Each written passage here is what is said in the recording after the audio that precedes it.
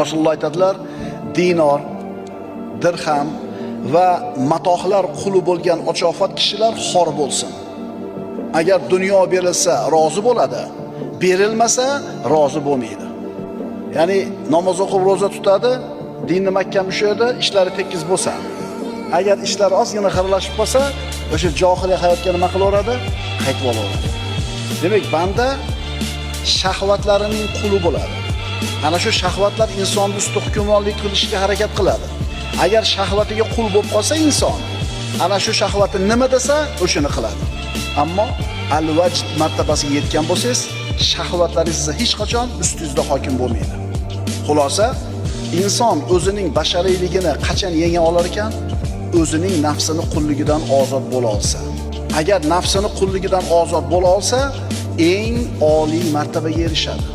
Eng oliy martaba nima?